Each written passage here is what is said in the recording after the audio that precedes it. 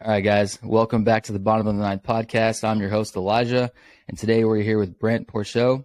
Right? Did I say it right? I feel like I butchered it there. Pourciau. Pourciau. Close. Awesome, man. How you doing today, man?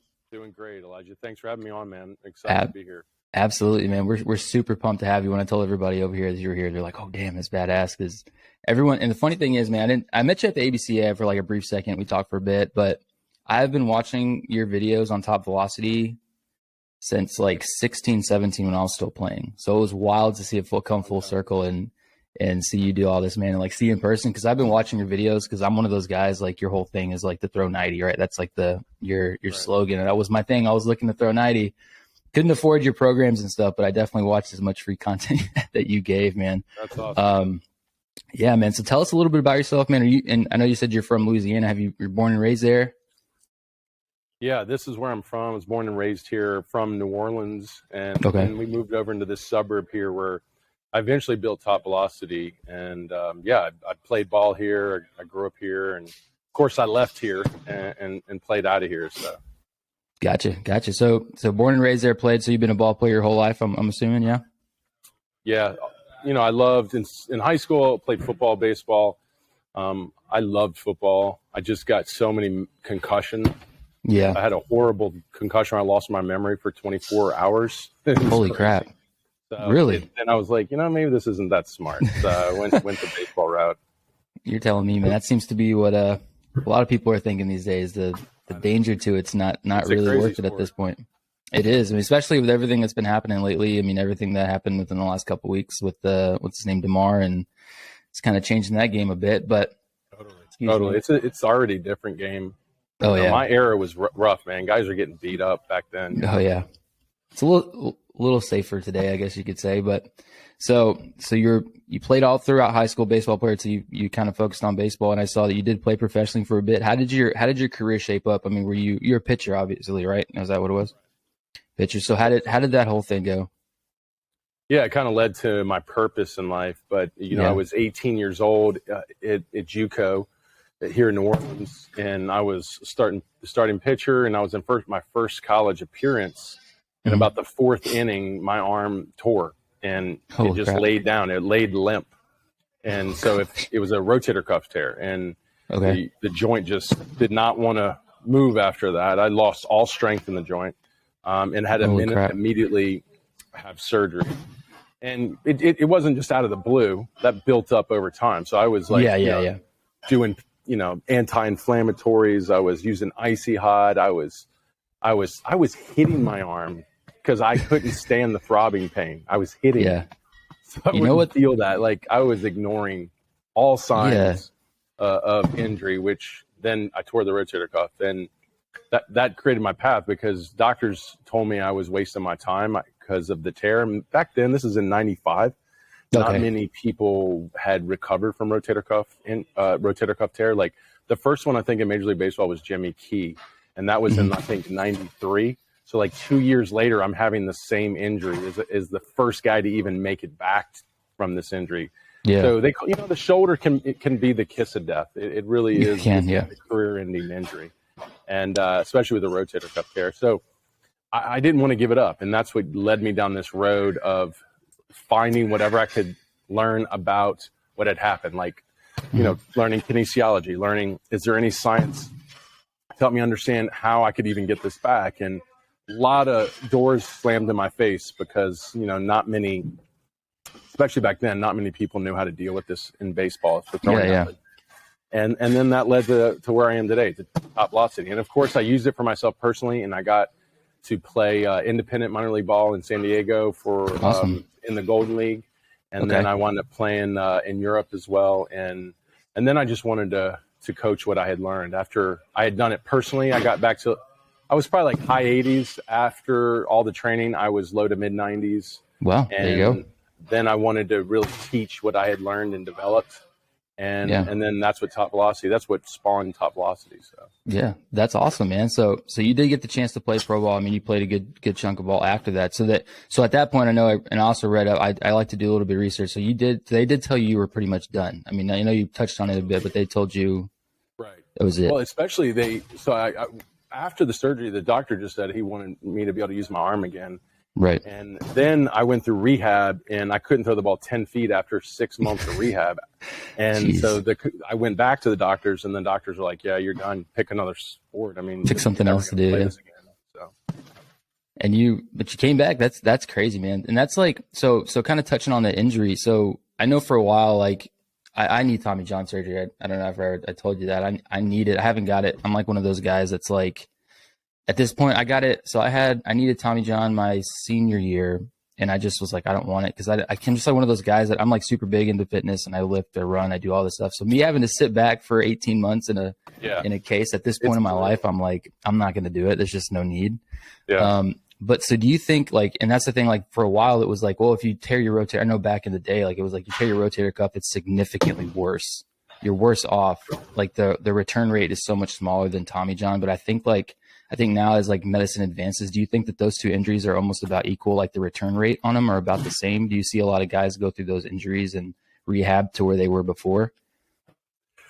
I think, I was around ASMI for a little bit with Dr. Andrews, and I heard Dr. Andrews at their baseball and injuries course about 4 or 5 years ago say, we've gone full circle with shoulder injuries, meaning like, we can't figure them out. Like they don't work basically. So to be honest, I don't think they've made much strides with shoulder injuries. I think they've made huge strides with UCL injuries. Oh, Tommy John's like nothing these days. It's like have a surgery and you're back in. Surgery at this point. But I think shoulder is still the kiss of death. When I get guys who've had labrum tears, now look, doctors are way more quick to go to surgery today than they've ever been. Yeah. And people are having surgery on slight labrum tears. I'm talking like significant labrum tears. Like I don't really see them improving. Like I don't see them better at getting them back to playing. They're just as brutal to deal with. They're the hardest injuries to deal with in our sport. Okay. So and that's what I thought, it's like, but you have people that go both ways. They're like, oh, well, you can always come back, like in your case, like, but I think you're a pretty slim case to come back to almost 100%. I mean, it's a pretty slim chance. To be honest, still today, I've never met anyone to tear the rotator cuff like me and to try to get back. I mean, I would say if I have, there are a couple of them. There's not many that can do it. It's the one that destroys you, man. It really is. It's one of those things. I remember, even I think any injury to a pitcher like that is pretty defeating. In any aspect you go, it's pretty tough to come back. It's just really disheartening because it's, like there's just been so much research, and everyone that hurts themselves at this point knows the journey that they're about to embark on to get back to anything if they still want to play the game. But it's crazy, man. It's one of those things. But so let's get back to Top Velocity. So you play your career out, starting something like this, I guess. In what year did you guys start Top Velocity? What year was that? It was about 2006, 2007. Okay. I know you guys. Oh, go ahead. Yeah, I mean, and you can go back and look at all my social media accounts and like, especially my YouTube, you'll see videos from 2006. And that's going way back. People don't realize that's the beginning that's before social media, Yeah, it is. That's like, and that's what I was saying. I was watching your videos like forever ago, like, and that's the thing that people don't understand. Like you've like making it in, I guess, in this realm. And like I said, I studied exercise and sports science. I have my degree in my bachelor's in exercise and sports science. So that's kind of something I interned at a place here in San Antonio, Texas, that they used to have a lot of pro athletes come through, and it wasn't as baseball specific to what you're doing here. I see all the ball players you got back there throwing the balls and getting their lift in. It was more for all sports. Like we had volleyball players in there. We had don't get me wrong, there was, I'd say about 70 to 80% of us were all ball players. And then you had basketball players from all around the area. And to make it, I know that, I was really close friends with this guy. His name was Phil Jansen out here in San Antonio. And he had a tough time. Like it was just, it's a grind to make it in that world. And like, it's crazy that you stuck with it. And he did the same thing. He eventually ended up going to a different career path and sold off the business. Now it's some other thing now, but still the same concept, but different ownership group. But like to see you do that. So what was the evolution? Did you have a spot, or were you doing mostly YouTube videos, doing maybe like online coaching, or had a couple clients here and there before? Cause because I know the expenditures and all that stuff to have a facility like you have right now, obviously is a huge journey.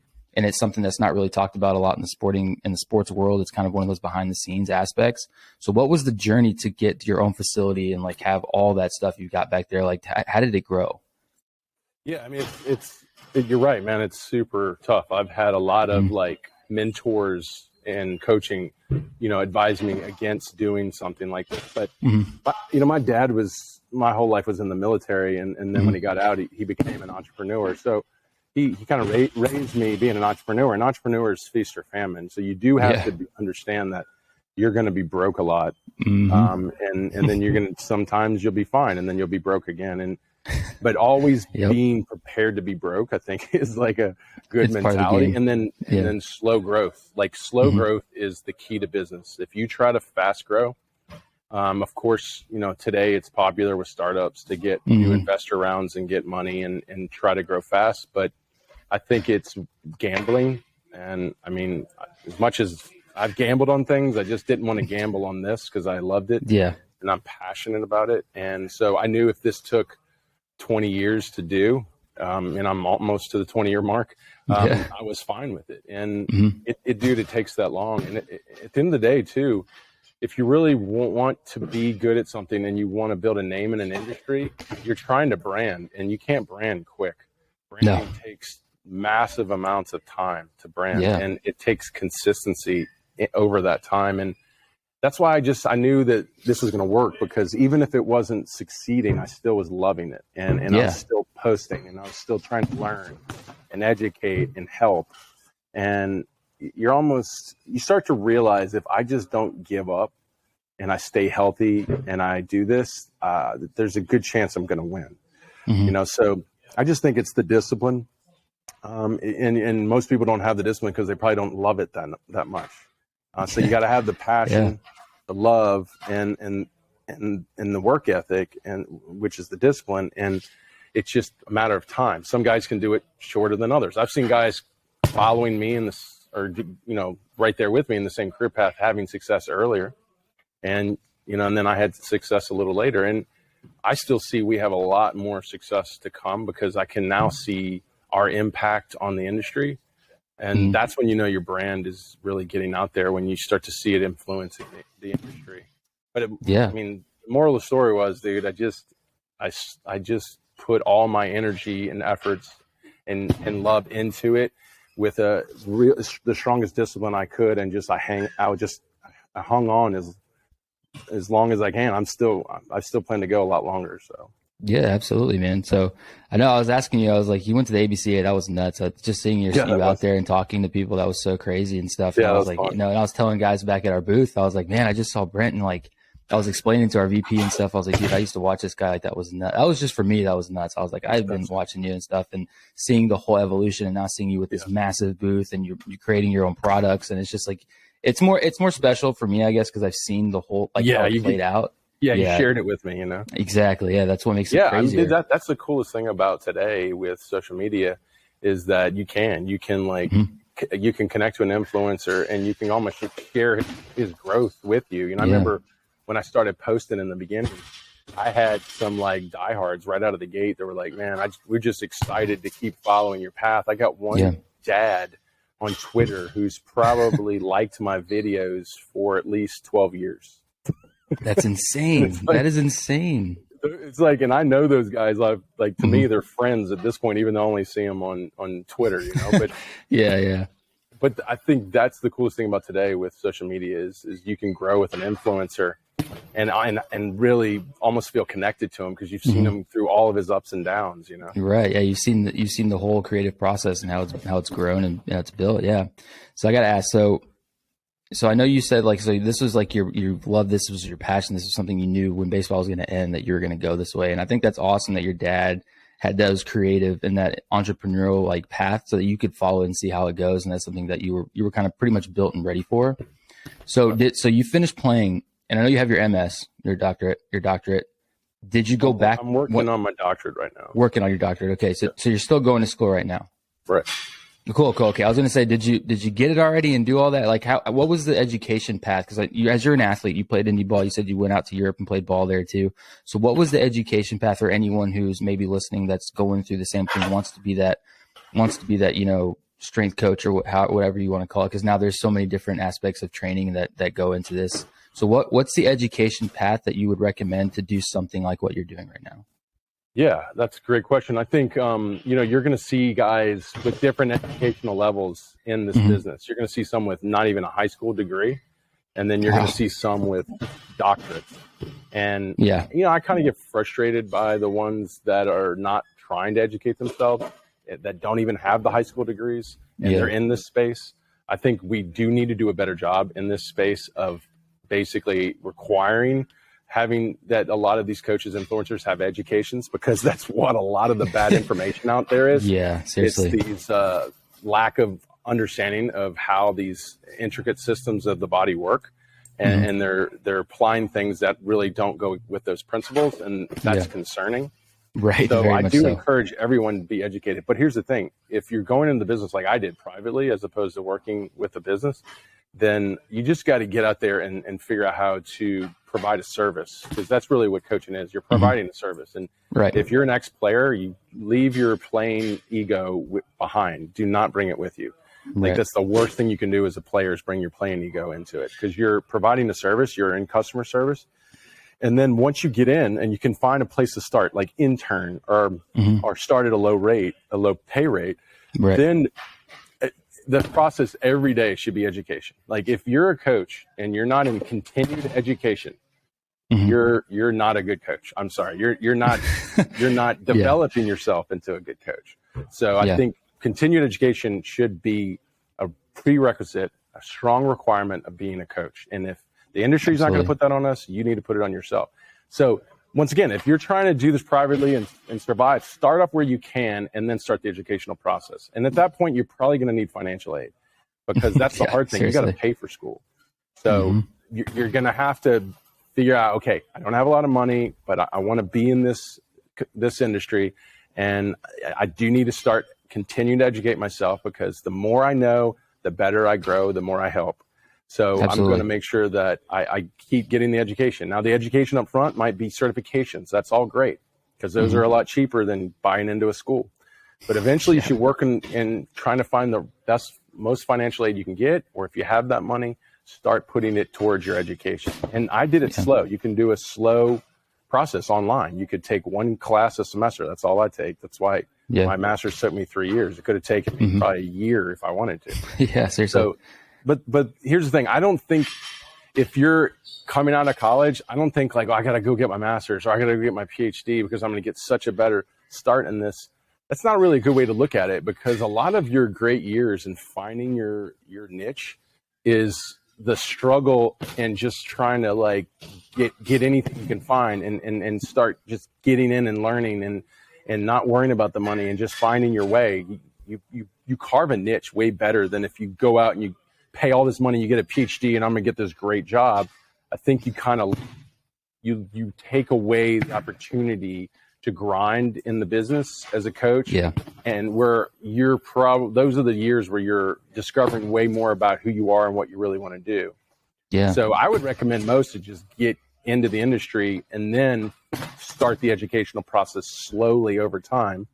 And if it takes you 20 years, who cares? You're because the value to me with the master's and with the PhD is not so much the degrees at the end. Those are fun to market. But at the end of the day, I love the everyday learning, and I use that to be as an influencer. So that's the real value of the education, is all the great information I'm getting from it while I'm trying to get to those degrees. Yeah. So it's funny you say that, man, because I used to a few of my good friends actually run a strength and conditioning business, but they're mostly online. They do I think they have a couple stuff they do. They do in person, but like 90% of their work is done online. And it's a couple I've known them forever. And that was something, because I was looking to get into the same space and do the same thing. And, luckily Baseball Express took me a different route, and I love this so much more. And I didn't even know I would. I thought my career path was going to be in something that you're doing, or, personal training or something like that. It's just what I've been bred. I interned at a strength facility for 3 years, worked out, and then grew with that same facility since I was like a freshman in high school. So I've been around the space for so long that it almost felt like I was destined to be in there. And it's funny because I was like, well, I graduated, got my degree, and I started working immediately at Baseball Express and kind of grew there. And I was asking her, because she got her master's but she's an athletic coach. She's got her CSCS. She's got like a ridiculous amount of certifications. And I was like, should I go get my master's? Exactly what you just said. Should I go do it immediately? Will that give me a better route? Will that give me more to market? And she said, no, dude, like you need to go and start training and start working. She got hers paid for because she was an AT for the school at the time, and her mom works at the university. So she got a really good deal. She's like, that's the only reason that I went and got it immediately, because it was paid for. It just worked out better. And she tells me that all the time. I've never used my master's. It just doesn't come in. It's more of an on-hands thing that you're doing. You learn more doing stuff like that. So it just kind of paired. And what you just said, pretty much paired exactly with what she's saying, and it makes sense. To go along with that, like I said, like the continuing education is really the true benefit of education, of getting a degree or having higher education degrees. And I think there's not enough people in the baseball, specifically coaches, that are continuing to educate themselves in how all this stuff works, Well, yeah, and that's something, because I had never been to a trade show. That was the first one I'd gone to. Well, I have one of that with that aspect, and you see all these coaches, and I thought, well, they'll shop around, but like the amount of coaches that go, not only just to make their relationships and make talk to people like you and me, there's all those seminars and all those coaches that are talking, and they go to benefit, and it's like really awesome to see that all these coaches care that much, that they're here to benefit and learn how they can not only help themselves but their players as well. So it was super enlightening. It was super cool to see. Yeah, that's a great convention. Oh yeah, it was a blast. Yeah, it's like the who's who in baseball. It's really fun. Yeah, man. So when did you know, was your niche always going to be baseball guys? Do you work with anyone outside of the baseball realm? Because I mean, a lot of that stuff, like I'm watching and I'm seeing them do their overhead throws and stuff, that does also translate to other sports. Or are you, I know it's obviously branded Top Velocity, but do you open it up to other athletes looking to better themselves, or is it specifically to baseball? It's just specific baseball, and even more on that, it's like, it's more throwers. We've opened to softball, but I've just stayed in this niche just because I love it. I've stayed with throwers. I've developed programming and the biomechanical systems for hitting, and I could coach that too. I just don't enjoy it like I enjoy throwing. And throwing, it has such a lane for me to influence, because it's the hardest to me. It's the most advanced, skilled athletic movement. It's the fastest human movement ever recorded in a laboratory, which is probably why you can say it's the most advanced. And because of that, people don't coach it well, and they don't really have much. They don't have systems built around developing it. So it gave me a great avenue to basically be a leader and be a kind of a pioneer in it, even though it has pioneers, guys like Tom House, Dick Mills. These were some of the pioneers of the industry that I came after. But I still felt there was a lot to pioneer in this industry, and that's where a lot of my inventions came in. And that's what just kept me excited, because there's just not enough people in this space doing really well. Yeah, that's what I was talking about earlier. It's like it's such a hard space to bust into, because especially the pro guys, like you've got Eric Cressy up in Boston and Florida. You've got the Driveline guys. They're doing all that stuff, and they kind of like those. They've got the budgets enough to market huge, and like that's what you see a lot of. But a lot of people don't see the cost associated. And I'm like, it's crazy out there. It's insane. And it is. That's tough. The business side of it. You got to be careful how you run it. Like I just didn't want to get too far away from the customer. I know my camps are expensive, but now with our franchise remotely, if you go into our performance centers, like there's lower price points to training with them. But the point is, I didn't want to get the price point too far away from the customer, because I wanted to help as many people as I could handle myself. But also too, I wanted people to be able to, on a mass scale, apply the methodology. And if all the methodology was built on advanced technology and advanced equipment, then you're cutting off a big group of people. Like, I'm excited. We have a big Latin base, which, a lot of the Latin countries don't have, they have more poverty. So I'm really excited that my methods have become really popular in those kind of poor countries. And even though I'm not profiting from it, I'm excited to see the influence and the method. Just to share it with them. Growing, right? Because there's a passion here, and the passion goes with a purpose, and the purpose is to really influence the game for the better. Because I was a victim of it. That's the goal, is to try to help more people, be able to live their dreams through it without destroying themselves in the process. Yeah, no, I get that, man. I mean, that's what it is. And that's the thing. That's the cool thing. I was watching one of your live videos the other day, and I know you got a lot of dudes in there that are from the Latin community. I was watching, they're speaking Spanish and doing all that stuff. And I'm like, this is crazy. This is wild. I know. I wish I could learn Spanish. I'm so bad at it, man. Dude, you have my family, like, this is kind of embarrassing. I'll say it. Everybody knows, like, my boss gives me shit for it all the time. Like, my whole family speaks Spanish. Like, both parents are fluent. Like, my grandparents speak it, and it just, that trait, my mom says it's like a failure of hers, but like, it just didn't get passed on to me or my siblings. Like, we are so horribly. I feel bad for you, actually. It would be cool that you had that. It's so valuable to be bilingual. Dude, and that's the thing. Yeah. Yeah. I'd pay money if I could be bilingual. So I have to put guys around me to kind of be my translator, which really sucks, man. It'd be great if I could do it. And don't think I haven't tried. I'm actually dyslexic in language. So really, I think God was like, hey, we'll give you really good spatial awareness and understanding of movement, but you're not going to be able to speak other languages. Dang. The funny thing is, if you're around it enough, like, the funny thing is about that, just like one more thing was, like, if you talk to me in Spanish, I know exactly what you're saying. Okay, I don't know, but I cannot get it back to you. It's super strange. It's super weird. Well, like, I know exactly what you're telling me. The English language is not, there's no logic to it. It's a mess. No. So it's not a good language to learn from, Yeah. Yeah. So real quick, kind of before I had a couple other questions, we'll go into like the training aspects of things, but like one more thing I had to, so I'm sure you're well aware of like the CSCS and all that stuff. Do you think that that's valuable? Because I know a lot of guys who, and I get questions all the time because I do personal training on the side. I do a lot of online training. And I just actually went with my buddy who I told you runs his strength program online. We went to actually go speak at our high school about it. And there's a lot of kids asking if like the CSCS and all these, because there's buku certifications. There's like the ISSA. There's all these ridiculous certifications. Some hold more weight. There's a National Academy of Sports Medicine. There's hundreds of different certifications.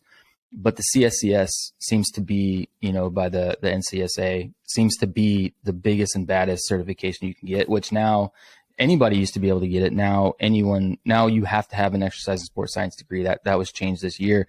Do you think that would be beneficial to have? I know you're huge on continuing education, and in order to hold a CSCS, you have to have X amount of hours. I haven't looked into it in a while, but do you think that is, or what would be the certification if someone who's not looking to get their master's, what's a certification you would recommend for someone to get going into this space? Yeah, I think the CSCS is a gold standard at this point to strength and conditioning certification. So, I don't know the hours of, is that a postgraduate hours you have to have to get it now? Yeah, it's a hard exam. I think that eliminated a lot of people that wanted to not get a postgraduate degree and get a CSCS certification, because it is. If you put, now I can see what they're doing. If you put CSCS on the back of your name, it holds weight kind of like a master's, even though it's not. I'd argue it's not close to a master's. No, it's not. But it's closer than other certifications. But the point is, I see what they're doing. They're trying to like put it at that same level of like a postgraduate type of certification. So I would recommend it. But now those that can't do it without postgraduate hours, I think you're going to have to do something else. Who's really come around, and I was certified. I need to renew with them, but it's totally changed. It's USA Weightlifting. So USAW is a great certification now. It used to be a real kind of average, below average certification. Now the standards have gone through the roof. So I think they're trying to be probably what CSCS was. Without the postgraduate aspects of it. And so I would highly recommend the USAW level 1, performance level 1, because that one's for everybody. The other ones are for if you have Olympic athletes. But so I would highly recommend that one. That's a great one, because once again, you're putting the USA Olympic, brand on your name. I think that doesn't hurt. Once again, there's marketing to all this, and I think that's a good marketing tool. Even if someone's never heard of it, they've heard of USA weightlifting, Yeah, it's true. That's one of those things. I didn't know about that. I knew that, and that's one of the things that I looked for a while, because I was studying for the CSCS, but just work and everything got in the way, because it's such it's not a master's, but the amount of studying and work that goes into getting that certification, with how hard it is to get it's up there. It's pretty tough. That is the knowledge, the information you have to learn in there, the kinesiology you have to learn is the same stuff you'd have to learn to get a kinesiology master's, Mm-hmm.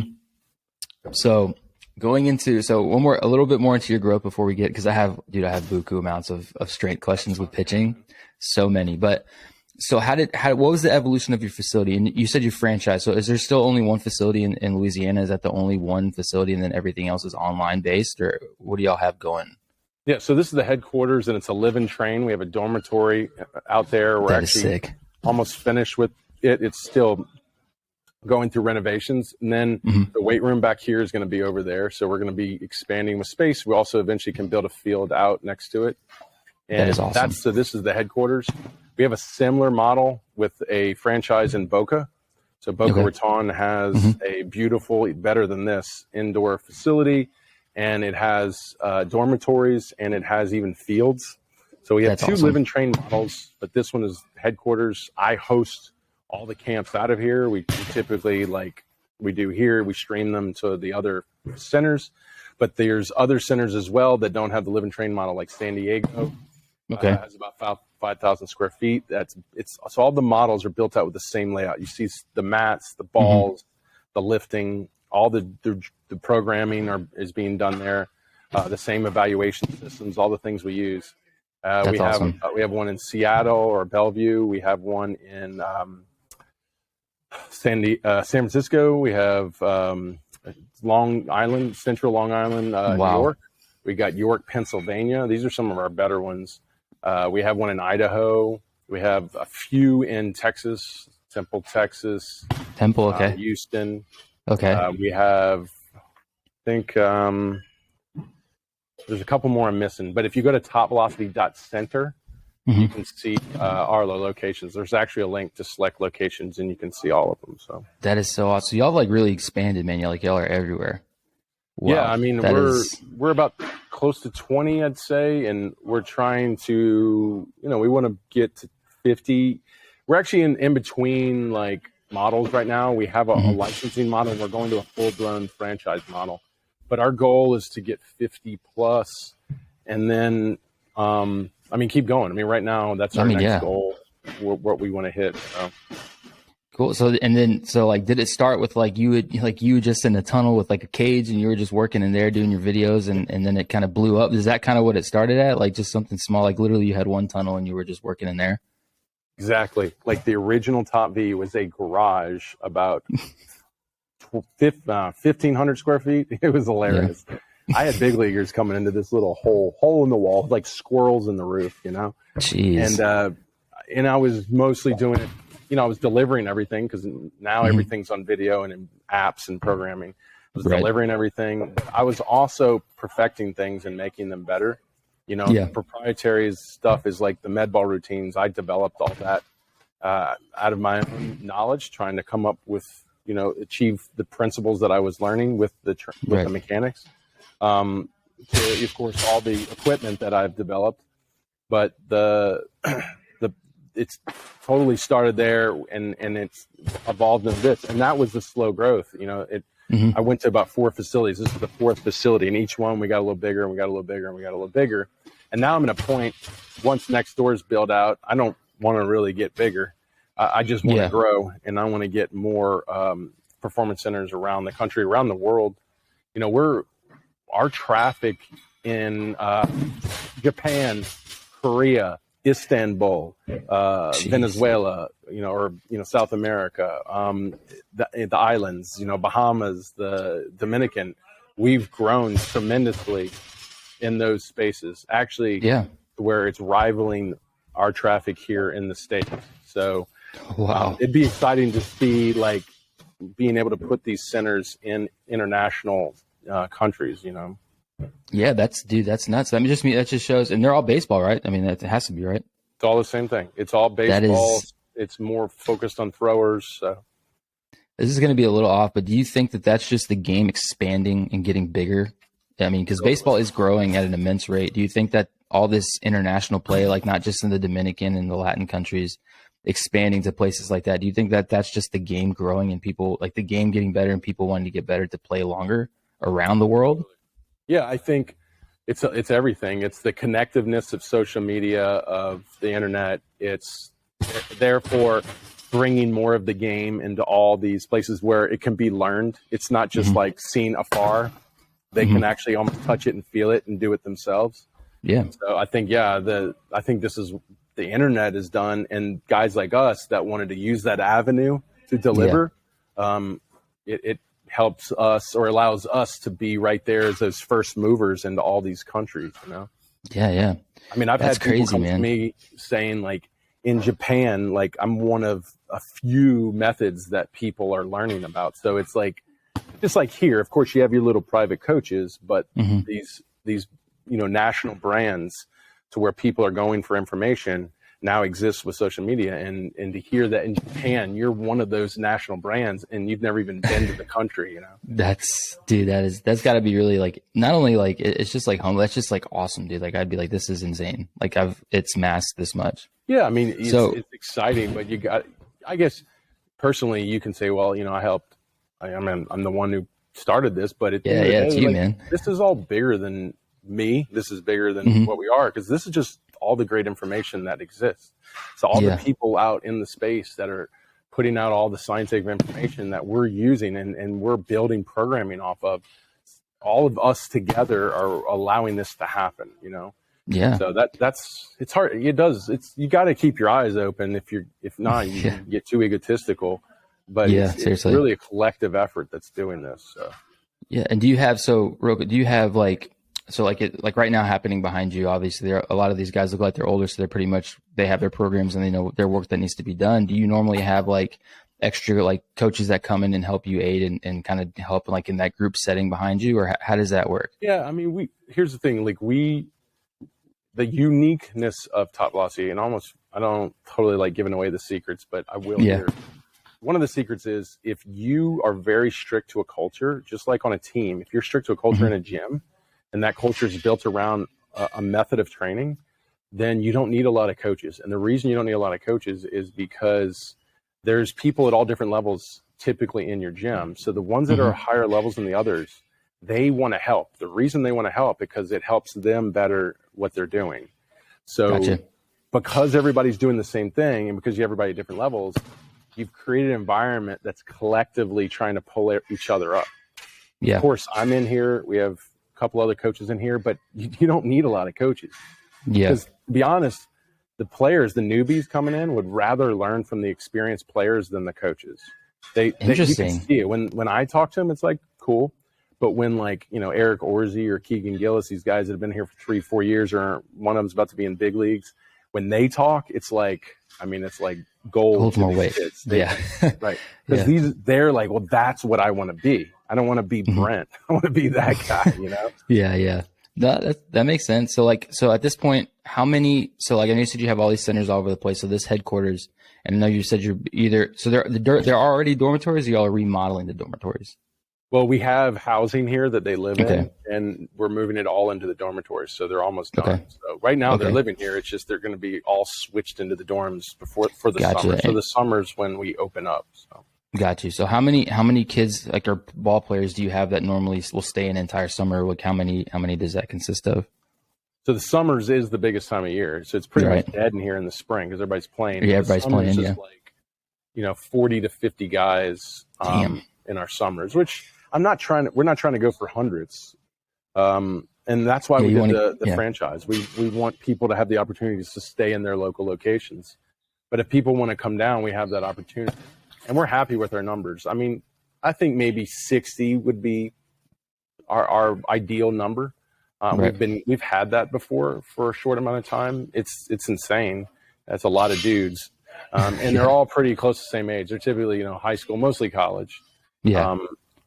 I'd say our demographic is college. because we're pure player development. Like we're teaching them how to lift, like ground up. We're teaching them how to take care of their bodies, how to eat. We're teaching them how to then move. We're teaching them biomechanics. We're teaching them foundational stuff.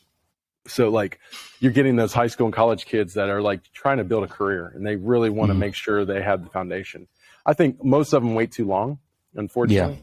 I'd like to see them younger, but that typically is the demographics. Yeah, I was gonna say, because a lot of those guys look older, and I watch your live videos and seeing your stuff. And a lot of the people you have in there are obviously older. I'm sure they're college or like maybe pro guys or indie ball guys, stuff like that. Yeah. Yeah, I mean, I would say on the pro side, we're not as nearly as popular as college. I would say our brand is high school, college. Makes sense. Sorry, excuse me. All right, so let's get into like the training aspect. I have like, as a ex-pitcher and Tommy John victim, I guess you could say, I have a lot of questions. So one of the biggest topics, and I coach middle schoolers. I coach in the spring at a school that I went to, and we got some kids that can play, and I get all kinds of questions because they know I studied and I interned and I did all that stuff. And the biggest question I get asked, man, I need your opinion on it. Throwing, and I see your guys throwing it back there, so I know it's going to be interesting. What is your opinion on throwing weighted balls? Is it detrimental or is it beneficial? Yeah, so I'm a big proponent against it. And I'll grab a ball, show you something. The problem is there's a pattern of injury, and the pattern of injury falls in the shoulder and the elbow. I mean, you've had the Tommy John, I've had the rotator cuff. So it's very common that you're going to experience pain in these two joints as a thrower. Right. It's getting very more common that you're going to have surgery to repair this joint and maybe even like the akin to this joint. So that being said, we have to be careful as coaches how we load players and put volume on players to develop throwing abilities. So if we over volume it, if we put too much reps on them, they fall into pain and break down. If we put too much weight or forces on them, same thing happens. So the problem with taking this ball and manipulating it with the weight is that's what you're doing. You're manipulating the forces and the loads and the stress on the arm. So period. At the end of the day, the standard is 5 ounces. So your arm is more than likely adapted because you've probably thrown this for a long time. And studies show it happens. Your arm has adapted to 5 ounces. Because that's what it's thrown the most of. So that's the standard weight. So anything above and below challenges the arm. Typically becomes more stressful to the arm because it hasn't adapted to that weight. So that's where we start to fall into problems when we manipulate the weight on the ball. And we have several studies that show the only real changes from a weighted ball use is external rotation. So it's basically when someone throws weighted balls, typically right out of the gate, they start to gain up to 9 degrees in one study was external rotation. The problem with that is that links to increased joint laxity. And when you increase joint laxity in a short amount of time, you set it up for injury. So, and studies show more people that typically have more external rotation or gain an increase in external rotation become more vulnerable to injury. That's typically what you find. You find if you do find injury in a weighted ball program, it's because they increased the stress or through the throws, they've gained the external rotation and they don't get maybe hurt in the drills. Then they're out playing catch 2 weeks later or playing a game 2 weeks later, and then they start to experience pain or breakdown or injury. They tear something. So you find that commonly, let's not say common, you find that, a good amount of the time when you use weighted ball training. There hasn't been a study that I saw that found an increase in arm speed, an increase in arm strength. It was typically just an increase in layback, which is a vulnerable thing to increase because it's a weakening of the joint. Right. Now we use, throw me a med ball. So we use, if we're going to weight something, we weight a med ball with a 2-hand throw. So the reason I like the overload principle because you're putting a challenge on the athlete. Hey, here's something heavier. This is so therefore it's gonna be harder. And I want you to throw it like you throw a baseball. So, because I want to challenge that delivery. Yeah. Where it gets safer with the two-handed throw is that your arm can't pull away from the trunk. So typically, back to the baseball, when we start to hurt the arm, it's when the arm gets out of sync with the trunk, meaning the mass of the trunk is going this way and the arm is going that way. Flying out, yeah. Or the trunk is stopped and now the arm's trying to create the forces the trunk failed to create. That's usually when the forces on the arm go up. So when you do two hands on it with the ball, now the arm can't pull away. It stays connected. So it's like a bat now, right? It's like a bat working better with your body. So that's why if I'm going to load them up, I'm going to load them up in a two-handed throw where the arm can't pull away and receive all the excess forces. And it's crazy. When we started doing throws like this, up to 2 pounds, we saw typically you could throw 100 of these, grab a baseball, and go to throw the baseball, and it feels like your first throw.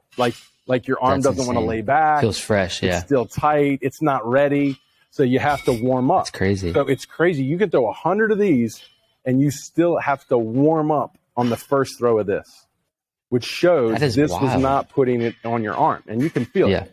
Now that I'm not using my arm, now I got to crank up my legs. I got to crank up my trunk because my arm can't do the work. Like here, if I'm just doing this, even if it's weighted, I can drag and whip, and I can just throw it with my arm, which is where the stresses come in. Right. But you can't do that with the med ball. So it's a long way of looking at it, but I don't recommend it with the baseball, but I do recommend the added weight with a two-handed med ball throw. Gotcha. Okay. Yeah. See, it's funny you say that because I saw and I actually wrote a blog post. I might send it to you just to show you because I went through for a long time because I play men's league with this guy and he's always throwing. And I was like, dude, you know what? I'm going to go find a thing that says you should not be throwing weighted balls because there's just too much destruction on your arm. Because he'll load up and just toss med ball, like these really heavy balls at the dugout before he throws, which it's funny. I'll call it. My buddy's name is Carlos and he's already had 2 TJ surgeries. And I'm like, dude, you're about to get a third. Like, stop throwing med balls, dude. Like, enough. Because there's just too many studies. There's too many different case studies that show the damage that it does to your ligaments, especially on people that with their throwing mechanics, it rips up your UCL like so much faster than it would on any other, just throwing a baseball or even a lighter baseball. It's insane. Think about it. Like if I'm pulling hard and my arm's dragging, there's the ligament right there.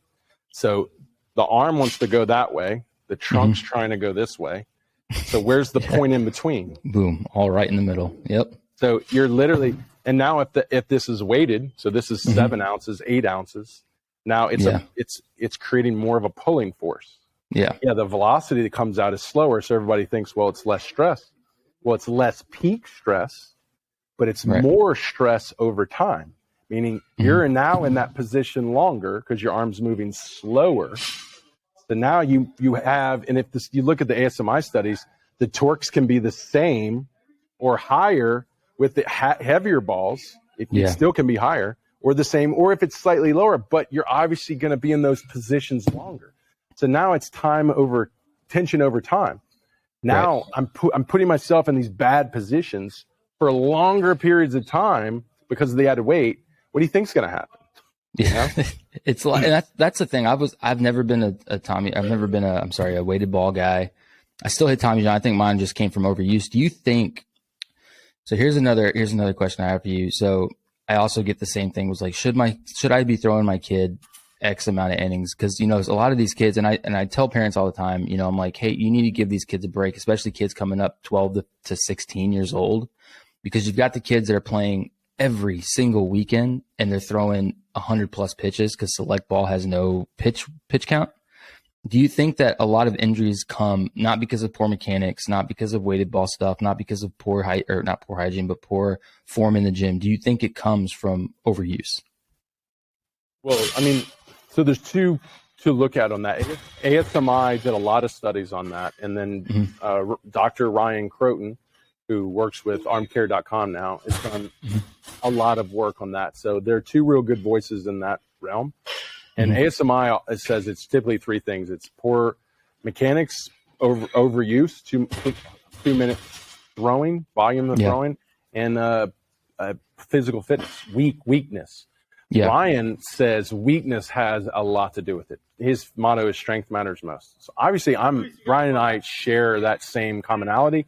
We're big strength developers. So here's the thing. You could get one kid could throw 100 throws and blow out, and another kid would be perfectly fine.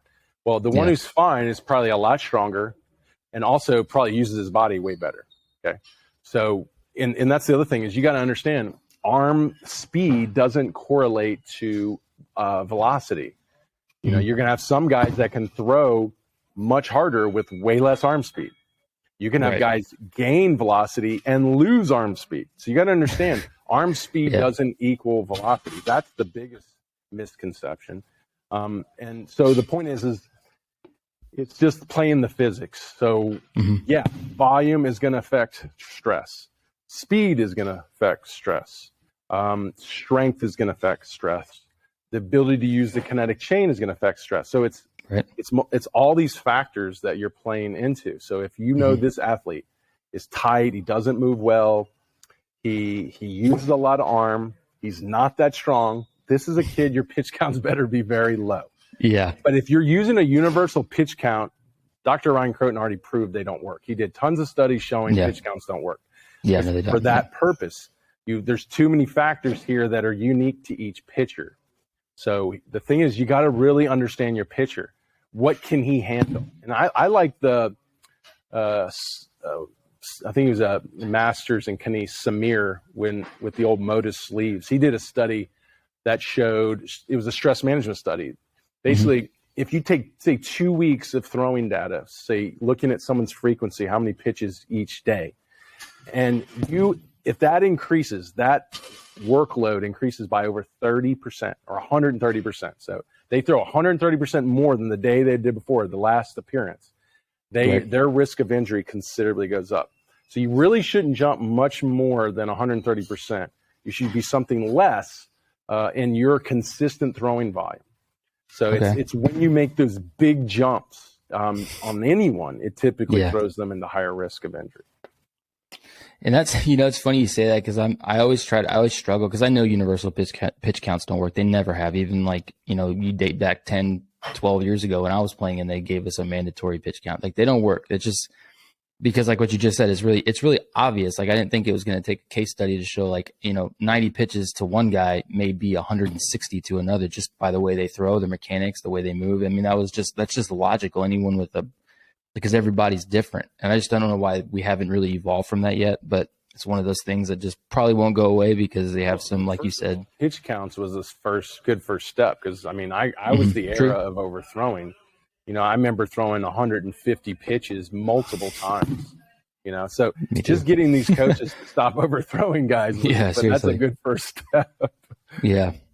I mean, it's a step. You're right. It is a step, but it's still kind of like, I don't know, because the other thing is only certain league rules use that. I mean, you go to any USSSA tournament, any high school tournament. Even when I was in high school, 2013 was my last year. Even high school, I was throwing 150, 160 pitch games. There's no doubt my arm gave out because it's just it just had nothing left. I mean, the doctor told me it looked like a grenade blew up in my arm. That's how bad it was. So I was like, I mean, I'm not surprised. There were too many days I just threw too much and knew I threw too much, but my parents were uneducated in that aspect. A tall, big guy, right. It doesn't mean being tall and big you don't hurt yourself because you also typically people that are bigger put way more torque on their body. But right. Yeah. when you're smaller than average, you're having to move so much faster for performance than guys taller than you that most stress comes from speed. How quickly you apply torque has a lot to do with the kind of stress you're putting on your body, Yeah. So let me ask you this, kind of go into the science thing. I'm sure you see Jordan Hicks, you've seen that guy throw and he throws 104. But here's an interesting thing that I was talking to my buddy about the other day because we were trying to me and my friends are huge pitching ninja guys. So we love looking at his just sending pitching ninja stuff to each other all the time. And it's insane that you see a Marcus Stroman who's 5'9" and he can get it up to about 96. He can throw it, right? But then you have like Gratterall for the Dodgers. Are you familiar with him? That big burly guy throws 100 too. And then you have DeGrom who throws in the high 90s too. But they're all huge. Like their bodies are so much different, and their deliveries are insanely different. Where does that velocity come from? Because it's like Stroman is very fast twitch. You see it. Gratterall's like, it doesn't look like he's trying at all. But then you have DeGrom who's 6'8", who's just so long, and he can just get the ball over there. Where does the velocity come from? Is it from the training? Is it, what they say, it's God-given, they're just built with that ability? Or where does that velocity generate from? And how is it that you can have a guy throw it from 5'8", throwing that hard, and then you can have a dude who's 6'8", throwing that hard as well? Well, there's many physics that drive velocity. So the physics that apply speed, because velocity is a speed measurement, is distance over time, right? So if I can move super fast and give myself time, which is basically distance. So if I can take a set distance and I can move as fast as I can over that distance, then I'm going to create a speed at the end. So mass is going to affect that. I mean, we can go heavy into the like Newtonian physics, acceleration is force divided by mass, all this stuff, right? So there's many variables just in the components of the physics of it to understand that we can balance it out in very different ways because of that. Like distance is like stride length, but it can also be distance between the joints. The taller guy, the DeGroms, have the advantage of distance. So like gears in a bicycle, the bigger gear, if you moved it the same speed of the little gear, it's going much faster because the distance of the levers is creating more acceleration over, because there's longer distances to accelerate over. Then you have someone who's short. Well, someone who's short, they can move quicker typically. Well, they have to move quicker. Sometimes also having smaller levers is easier to move quicker. So it's actually easier for them to move through their mechanics faster because they don't have these long levers, right? So they can win just by being super fast. When the DeGroms win by just being long and allowing it to build up, right? He's really good at starting the forces and building them up over time. And then someone like Gratterall or whatever, these big guys, 265? Yeah, he's a big dude. Yeah. Well, mass is the inertial forces of moving a big mass into landing translate. There's a lot of energy that can then be translated to the ball. I always say that's like the freight train and the feather. Pushing a freight train or feather at the same speed, and I stop, which one can use on the freight train? Because to move a freight train the same speed as a feather takes a lot more force. So he's really a force generator. So if he can take that big mass and move it, say, half the speed of a Stroman or whatever, he's going to get a lot more of a result at the end because he's pushing so much more force into the ground. It's the weight allows him or helps him to do. So at the end of the day, you have to take it. So if I'm a long guy, I want to get really good at building energy up. If I'm a short guy, I want to get super fast. If I'm a big guy, I want to be strong and powerful to move my forces. The point is all those can throw hard because of the just understanding the physics that they have, the benefits of the size they have, and using that to its best. Gotcha. Yeah, I've always wondered that, and like that explains it so well. So anyone who didn't know that, that's why they do, because you can get the 90-mile-an-hour ball still to this day. I mean, now I guess the golden standard is probably 93. Times have changed. Now people are throwing harder. But like you can achieve that at any body type. People think, oh, I'm not 6'7", I can't throw. I'm not going to be able to throw 100 miles an hour. And it's crazy because it's possible. It's there. You just have to understand your body and train correctly. And I think that a lot of kids need to understand that, because a lot of kids, you have the ignorant dads who are like, oh, my son will never be that great. He's only 5'8", and he's not going to grow. We don't have the genes. I'm like, that you can't roll that out. Like, you don't know that. It's insane. Yeah, like, I know I was talking. Go ahead. Yeah, you're right. But when I see a small guy perform at the same level of a big guy, if that small guy was scaled to that size, he would be now in another league to that big guy. Yeah. Yeah, because I mean, I was talking yesterday because we had my buddy. His name's Riley. He plays with the Diamondbacks. He's a free agent now, but he's about the same size as me, and it's insane. He's a little thicker. He's a little bit of a country boy. He's a little bit bigger than I am, but we're about the same height. He's not much bigger than me. And the dude throws like 98 miles an hour, and it's just like two body types. He's not like incredibly good shape. I'd like to say I'm in better shape, but if you look at us both, you'd be like, I don't know, but he throws way harder than I do. And it's just one of those things where you're just like, I don't know. Well, you got to understand too, like there's even there's more like advanced properties of what's occurring here within the body. So for example, like when you pull on a muscle, you excite the muscle spindles to want to contract, right? That's how the body protects itself. You can pull on it to gain length, and then eventually it wants to come back together again. Right. Well, that excitement of the muscle spindles on some people is freakish. It's like through the roof. It's like if you define that as an electrical impulse, which it technically is, like yours is like a little spark plug going off when theirs is like literally a cannon, like boom, right? Yeah. So the point is you also got to understand there's mechanisms in the chemistry, in the anatomy of the body outside of just like length and size, like that are going on that you have to also be aware of too. Yeah.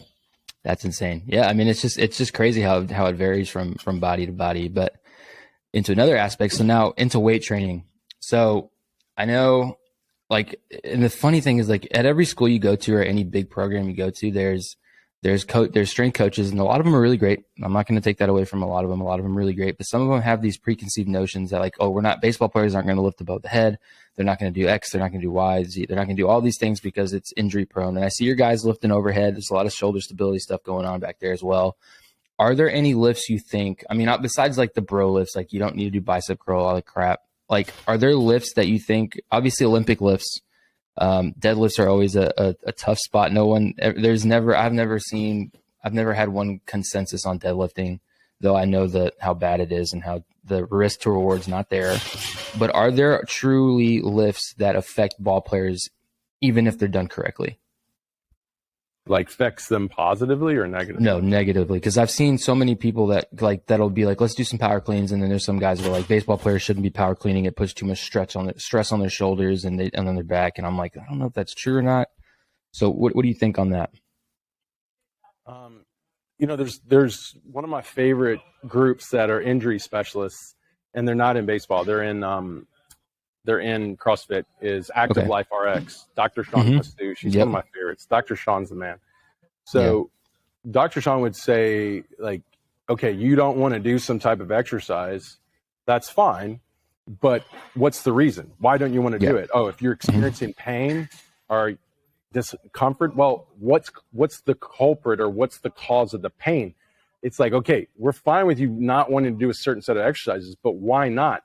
And what's causing that problem? Because that's the real problem here, not the exercise. So he would typically agree probably with me as well that you can eventually do all exercises, but there's a point where it does become injurious to the body. Like you can lift yourself into injury. You can not lift yourself into injury, right? Because at the end of the day, not lifting can be weakness. So I don't think there's a specific exercise.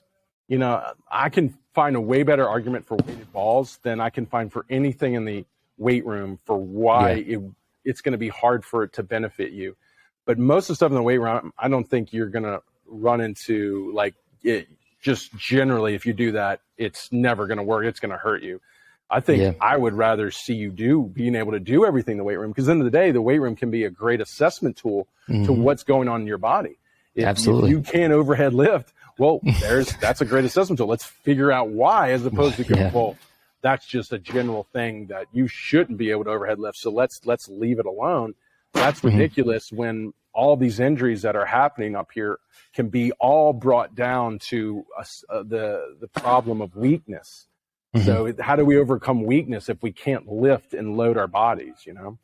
Yeah, that makes sense. Yeah, that's what I was kind of getting at. Is like there's so many different people that say certain things that I'm just like, that's just totally not true. Like that's ridiculous. Like it's insane. It's a poor brainwashing. It's a fear mongering in our sport that's created extremely, specifically in our country, extremely underdeveloped youth athletes, like just almost to the point where I don't even think they should be allowed to play. They're so poorly developed, right? And for example, I'm not going to call his name, but got one kid in here and he said his feet has been hurting him. And the doctor says he should sit out because his feet hurt. Well, I just noticed today he wears flip-flops every day. So in thick cushion flip-flops. I'm like, well, have you ever thought that the cushioning has weakened your feet? So now your foot strength is poor. So now when you go in a drill and you put a lot of force on it, you injure it because it's weak, because you're in flip-flops literally all day long. And he's like, I never thought of that. So think about it. The doctor's been telling you to allow it to fester, allow the weakness to continue to atrophy. And I'm sitting here going, that's probably why you're injured. You should do the opposite. I told him, you should walk around barefoot. You should do your anaerobics in barefoot. We need to build your foot strength back. And typically 100 times when I see injury, of course, I can narrow it down to poor mechanics, poor training. But most of the time, it's not lifting. For example, I have a kid in here who's said his shoulder's bothering him. And I walked up to him, I'm like, okay, well, how are you doing with the overhead lifts? And he's like, I'm not doing them. I'm like, why did you take out the overhead lift? Because all my training is overhead lift. Well, my arm was bothering me. My doctor said I shouldn't do it. I was like, but you're still in here trying to throw, 80, 90%. So you're obviously weak and you've got a little bit of inflammation. So how are we going to get out of this if we're now completely avoiding any strengthening in that area? That's the mentality. And the mentality is being reinforced with coaches. It's being reinforced with medical doctors, that staying weak and atrophying and avoiding strengthening or loading areas that are in pain are actually good things. I understand you got to rest, but not more than a couple of weeks at most. Then you've got to get into some real strengthening, because you're an athlete.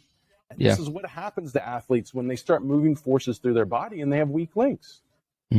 Well, now it's funny that you say that, man, because like I remember doing a study in high school, in college, and it was like a lot of doctors, like you said, they're quick to surgery because, and that's a business thing. I think that they make more money if they just go into surgery rather than prescribing a PT system or something like that for them to rehabilitate before. But the crazy thing is, it's more of the generation of the younger generation. I think it's just, I have a lot of views on what it could possibly be, that I think our generations are a lot different in pain tolerance and stuff like that. But knowing the difference between something that's hurting, that's a sharp hurting pain, or a dull sore pain that like you just need to work through some soreness, and knowing what actual pain is, there's a very big disconnect in generations there, I think. No, I think you're right too. Yeah, I think this generation, people are more used to hearing people's thoughts and hearing their problems. And mentors are now looked at as therapists, when my generation mentors were looked at like parents, like authority figures, like do what I said, kind of thing. So it is a different era. I'm fine with the era of being the therapist. I'm good at, I got a psychology undergraduate. I'm fine with it. It's just, you got to understand if you're really going to get that self-aware about pain, you got to understand what pain is. And pain that only occurs when you move isn't like pain that should cause you to stay in bed every day until it goes away. That's obviously related to how you're training and how you're performing. Pain that's there all the time, okay, that's a different story. That's, to me, like the flu at this point. You might have to take some days off. But you're right. I think in today's day and age, if we're going to be so sensitive to our feelings and our problems, we got to get now educated to understand what the hell they are, because we are wasting a lot of time talking about them and not actually fixing the problems, Yeah. No, I agree, man. I mean, that's the thing. It was like a lot of times, like I have kids that are like, oh, my arm hurts. I'm like, or like my leg hurts. I'm like, well, what does it feel like? Well, it just feels like, basically they'll come up with these BS things. And I'm like, so it's just sore. You're sore. You're fine. Get out there and go work through it, and you'll be better at the end of it. And that's just one of those things I've seen. A lot of them now I think those young kids just want to be assured that they're not doing something wrong. I mean, for the most part. Yeah. And that's where, once again, you have a great responsibility as a coach. Like, you have a real responsibility as a coach to guide someone's development in life. So if you're doing that off the cuff, just to make a buck, now you're responsible for that kid. So if your lack of integrity to go out and find the right information for that kid and stay in continuing education and get your degree so you can better help these kids, if you're not adamantly trying to do that, you're dropping the ball and you're taking advantage of people, because that's your role in society. So you gotta, if you're going to do a good job of it, you got to keep educating yourself. Yeah, I think that's like the overarching look on what coaching should be, and I think we've lost that. At least there are some really good coaches out there. There really are, but then there's some that aren't. I mean, that's always been that will always be. But I think that there are a good chunk out there that are truly doing that and trying to benefit dudes, not just down the field, but as young men in general. And I think that's huge, man. And at the end of the day, the ones that aren't good, I think, are just lazy. To me, there's no reason you can't be a good coach. Everyone has that potential. Not. You're just lazy. Yeah, man. Well, we're approaching the hour, man. I know you got a lot of stuff happening back there, so we don't want to keep you too long, dude. But we've really appreciated having you on here, man. Truly, it's been awesome. So tell us a little bit more real quick before we head out. What's next? I know you told us kind of your future plans on what's going on with Top Velocity, but tell us kind of short term what you guys are planning for with coming. I know you got a lot of guys probably hitting into season probably within the next week or two. So tell us a little bit what's happening and what the plan is with Top Velocity as we go into the season, and so anything else you want to say to the people out there? Yeah, man, I really appreciate you having me on, and thanks. And, you know, what we're trying to do here is just continue to grow the knowledge base, get more of this great information out. As I finish my PhD, I'm excited of all the great things I can keep putting out there. I get to do my dissertation and do a case study. That'll be fun. But Top Velocity is we're trying to get more people behind the brand. So those that believe in the message and the mission that we're doing and want to actually invest in it and put it out into a local area and allow it to influence that local area. We're adamantly looking for those people for across the world. So that's what we're really trying to put our resources and grow. Same time too, we want to keep making this a better place for those guys that want to take off seasons and dedicate themselves to improving their craft, their skill, and enhancing their abilities just through hard work and doing it really well through our system. So at the same time, we're trying to improve it here while we're trying to grow it everywhere else. And we're just excited to see the positive impacts from it. And we can't wait to see as it grows bigger, you know, that impact grow bigger as well.